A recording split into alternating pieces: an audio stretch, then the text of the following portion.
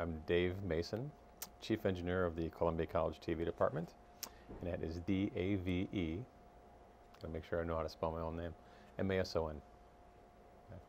The engineering department is responsible for all the upkeep and maintenance and the upgrades of the facility here at the college. Our mission critical, we are pretty much live from 7:30, 8 o'clock in the morning till 10 o'clock at night, pretty much 5 days a week. If something goes down, it affects a lot of people in a lot of classes. So in that sense, we are the same as any other station. You know what, there's really nowhere, probably as you guys know too, there's really no school that actually trains broadcast engineers. It's almost all on the job, hands-on training. I came back here to start my junior year, and I had learned a lot of stuff. They were looking for a part-time engineer here, and I didn't even know that.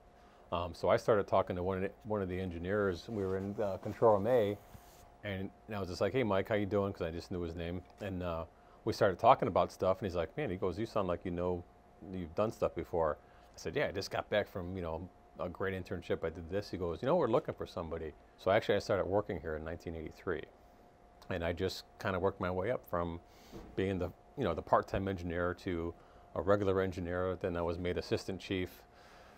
Probably 92 or 93. And then the chief engineer left in 97 or 98, I believe. And then the department head at the time asked me if I would be interested in the job of being the chief engineer. You know what? The only thing that hasn't changed is the physical location of our department. I think everything else within the walls of this place, including all the wires, gear, everything has changed. I personally have, pulled out every wire of the place at least 2 or 3 times since I've been here. Either doing additions, moving VTR rooms up and down. Now we don't even use tape anymore. It's all, we're all now disc-based or file-based, for our acquisition and play up. But really nothing's left. I mean, we've even moved a few walls, like the wall that was sitting right here in this control room. This used to be a separate room. Now it's one big room. So we've tried to do the best we can with the facilities that we've had, but it's totally changed. When I first started, we had 2 studios, 2 control rooms with 2 cameras each and 2 tape decks each. That was it. There was 2 field packs for gear. So you only had 2 field, cameras. One of them was a black and white camera. So I mean, people used to fight over when you get the camera, when's it coming back? I mean, it was where people would be waiting at the counter for you to bring it back in the morning, and then it would go right back out with somebody else. As far as skills now, I think our remote truck is really a plus for this place. Being high def and stuff, I think everybody's benefited off of that, and you guys are getting jobs off of it too, which is the end goal of which was, I think, of why you come to school. There's 200 and something television markets in the country. I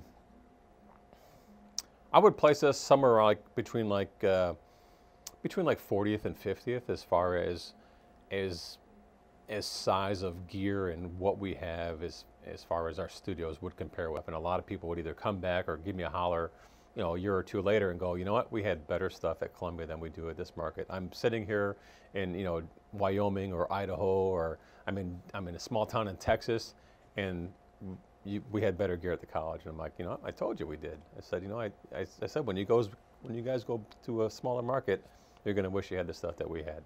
Even like the chief engineer at Channel 7 came up, and he's like, "Wow, you guys got some nice stuff." I'm like, "Thanks." So, we do a pretty good job at that. Another thing that we don't have that normal stations has is we don't have a transmitter. So that's a little bit easier on our end as far as engineering.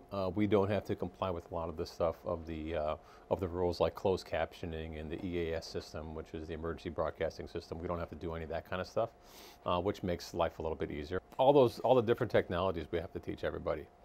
Just like why we don't use one type of camera here, like in the cage. We need to teach people all the different avenues of what the business has. You just can't lock down and say, this is the only thing we're going to teach. We have to be flexible, and we have to teach everybody what's out there. It's still a medium of, you still have to make the program that's going to get on that device. People still are going to direct shows. People are still going to do stuff. Just the the transport system of getting it on that device is different, a little different than over-the-air broadcast.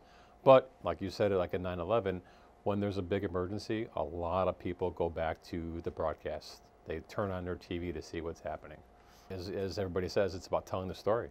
You know, that's the bottom line. It's then how cool are the tools that we tell the stories with? You know, do you know how to use all those tools? It's like a carpenter.